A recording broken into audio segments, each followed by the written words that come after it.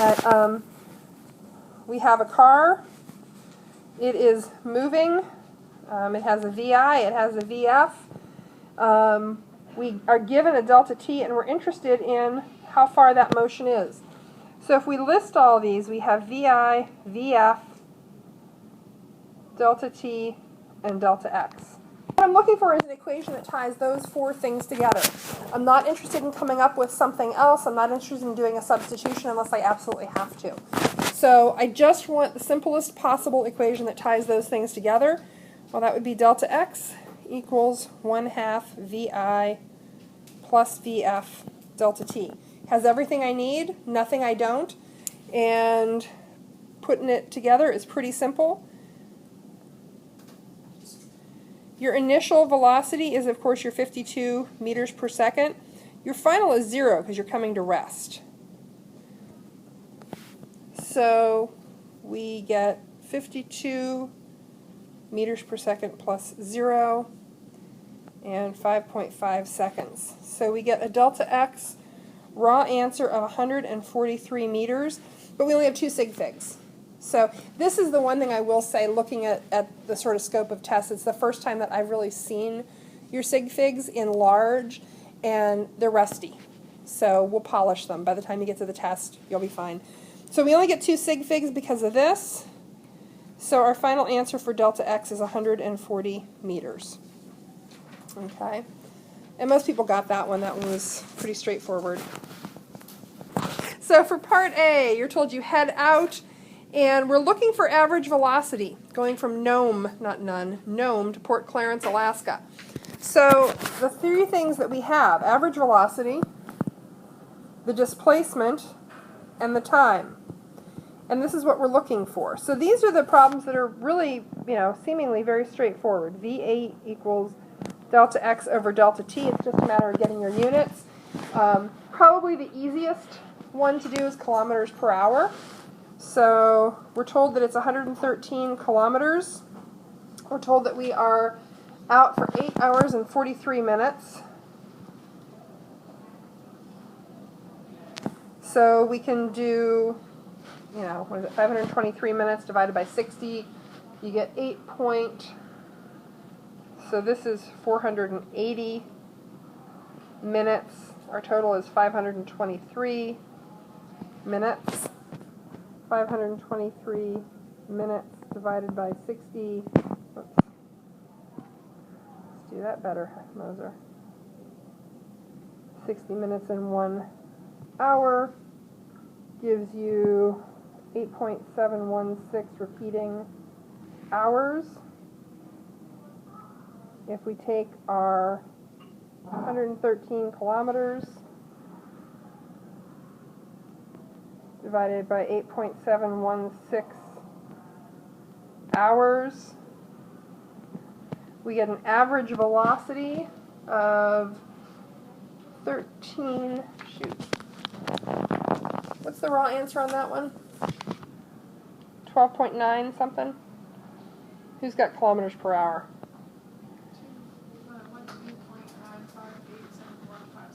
Okay, 9571. I wrote down 3 of the other raw answers. I didn't write that one down. On and on and on.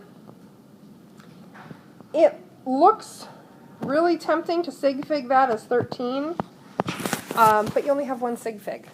And really that's bad problem writing on my part. You should have more sig figs than that, but I screwed up. But the only thing you can say for sig figs then, with 1, is 10 meters per second. Or, I'm sorry, 10 kilometers per hour. So it's about 6 miles an hour. Pretty slow. That's why it's taken so long. So the other answers, it would be 4 meters per second with sig figs, 200 meters per minute with sig figs, and I did not write down all the other units, but like I said, we had more units on this than I've ever seen on one problem. I think it means you're a creative bunch, so that's good.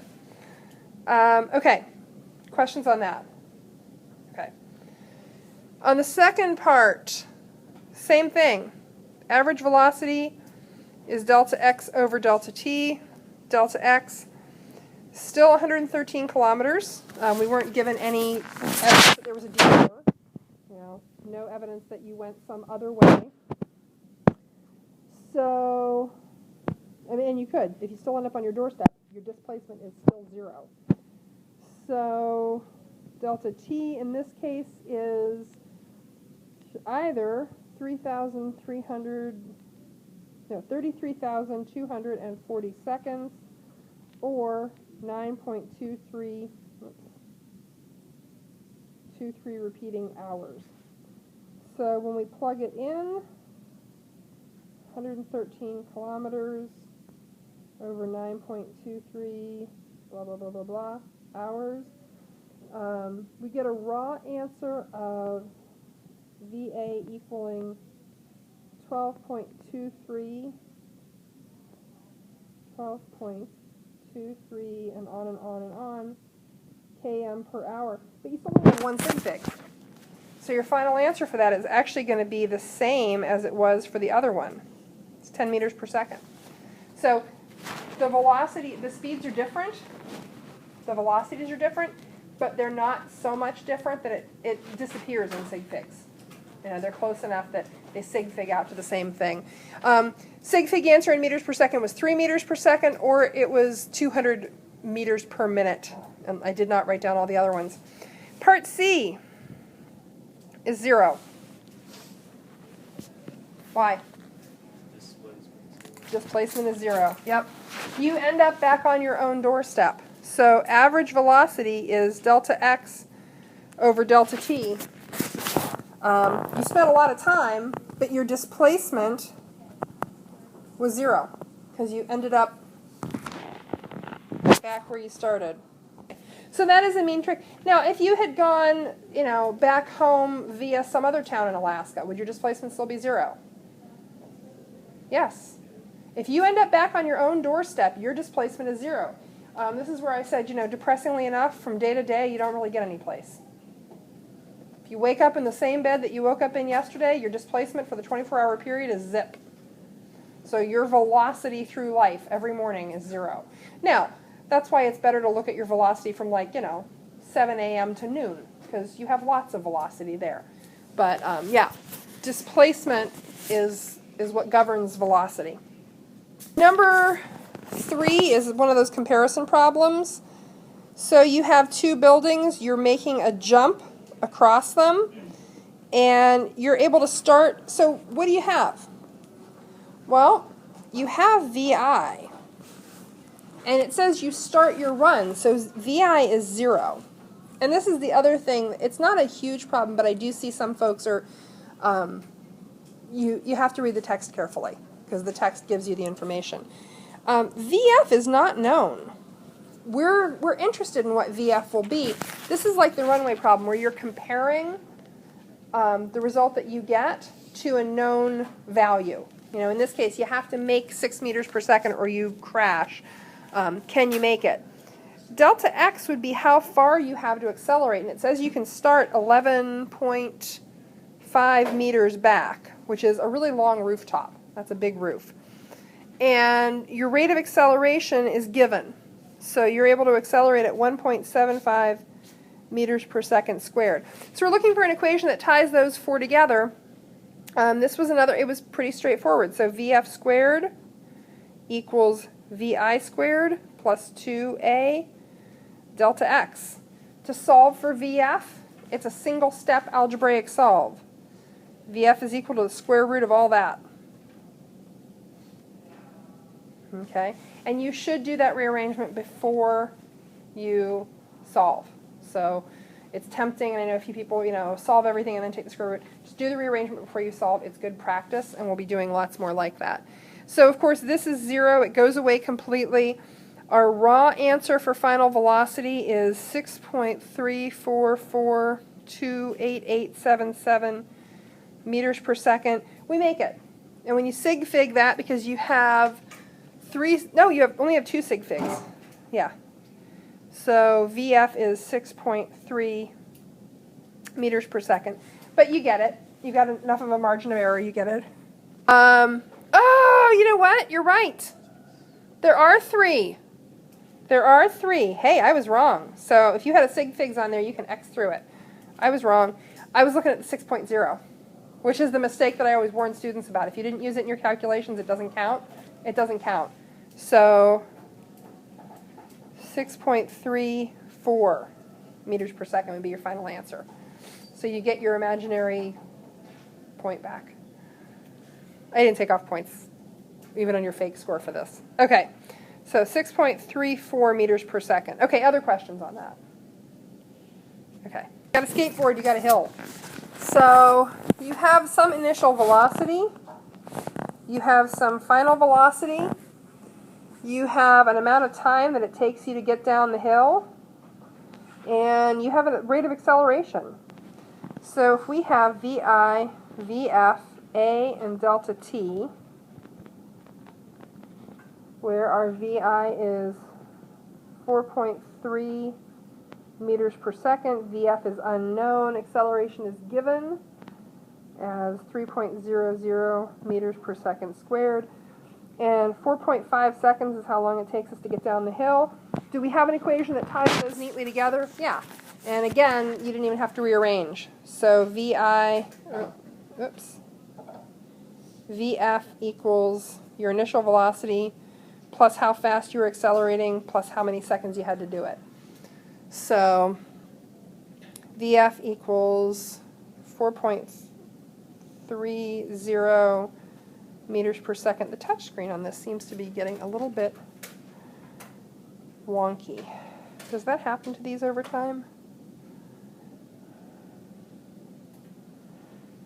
3.00 meters per second squared times 4.5 seconds.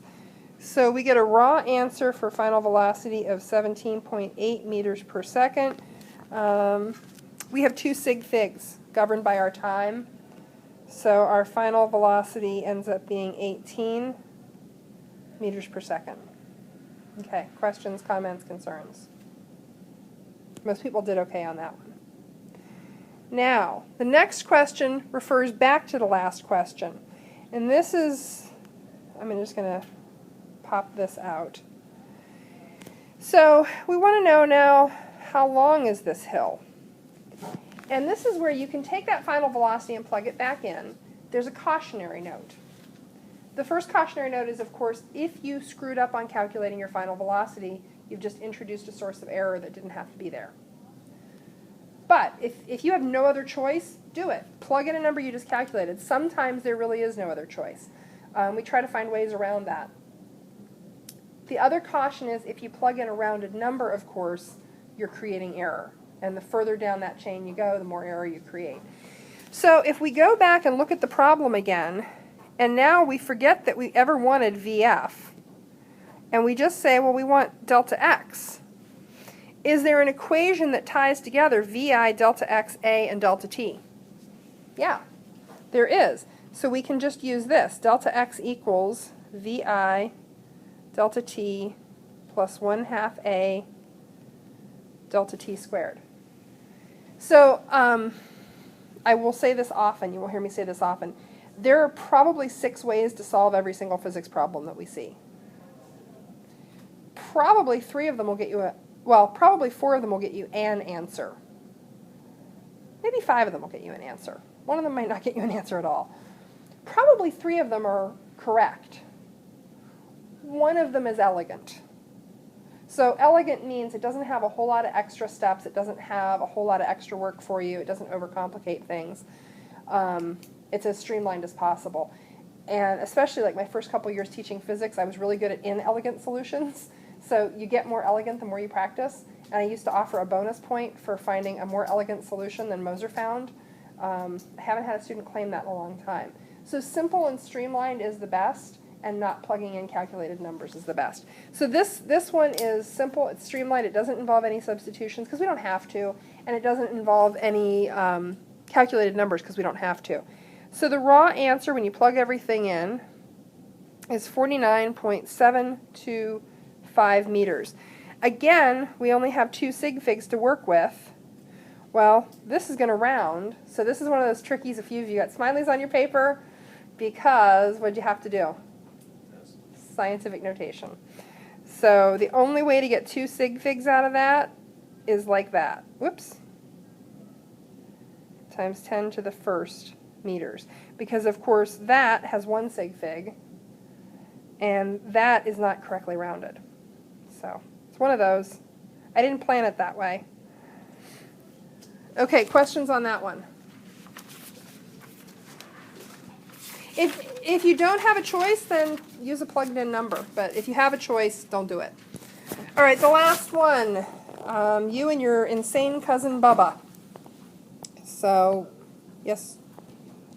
So we have you on this crazy bike, and Bubba towing you down the road, and we have a VI, we have a VF, we have a rate of acceleration between those two, and we have a delta T, which is what we're looking for.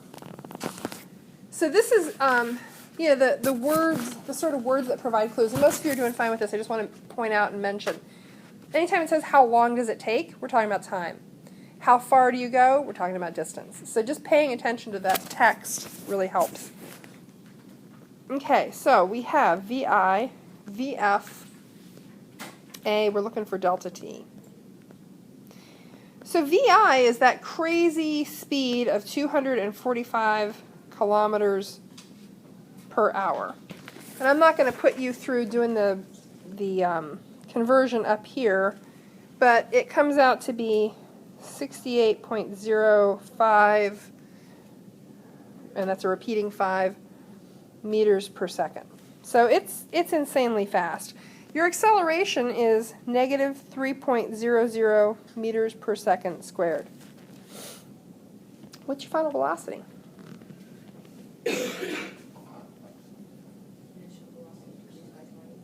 Right, which is 0.8 times VI. It's 80% of your initial velocity.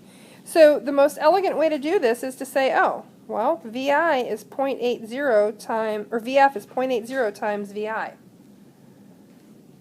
Okay? And you don't even have to put another number in there. Again, every time you calculate, in a discrete step, you're introducing the possibility of error. So we've got an equation that ties together VI, VF, delta A, and delta T. We have VF equals VI plus A delta T. Some of the algebra rears its ugly head here, and this was really the only one you had to rearrange, but you'll have more rearrangements, and the next one will be more rearranging. So we have to do undo the addition and subtraction first. We're doing reverse order of operations. So dividing both sides then by A gets us our delta T, isolated, solved for. So we have VF minus VI equals, divided by A equals delta T. Let me see if I can recall that.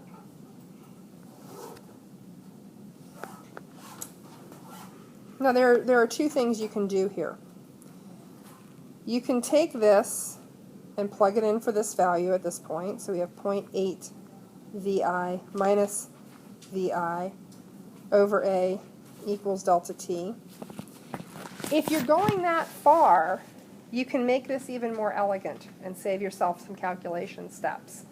You can factor a VI out of that. So at that point, what you're left with, let me shrink all of this,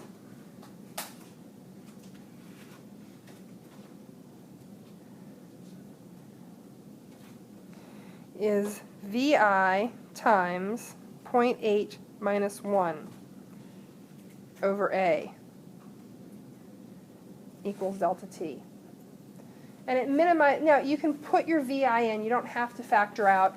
When we get into forces, we do a lot of factoring. So it's a good thing to be aware that you can do. If you're not comfortable with it yet, you don't have to do it, but you should know that that possibility exists. So when we do that, we get our 68.05 repeating times 0.8 minus 1 divided by negative 3.00. We end up with a raw answer of 4.537037, etc. seconds. We have 3 sig figs to work with. Yeah, because the 20% was even 3 sig figs. Okay, so that gives us 4.54 seconds.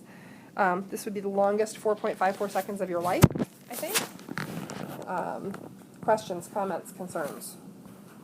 So Friday will be your tougher 1D motion FIP. Tomorrow, of course, we're on a shortened schedule, so we only have about 30 minutes together. So I'll give it to you to work and ask questions if you're stuck on anything. The solutions that are, the packet answers are actually, it's a solution key, but I know sometimes the solutions are pretty weird. Sometimes they're not. In this chapter, I don't think they're terrible, but if you're stuck on anything, if you need help on anything, we'll do that. And then, wait, Thursdays are double period. Maybe we should do the FIP Thursday in the second half. How many of you, how far are you on the packet? How many of you are done with at least half of it?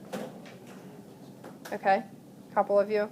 How many of you are still on 5 or 2B? 2C? Working on 2C? Yeah? Okay, working on 2C. Still on 2A? Okay. Okay, pretty much everybody's done with the book stuff? Okay, so tomorrow's a work period. I'll tell you what, we'll do the first period that we're together on Thursday for work, the second period for the FIP quiz, then we'll go over the FIP on Friday. Okay, and then we'll look at homework in the following week. Okay, that's it.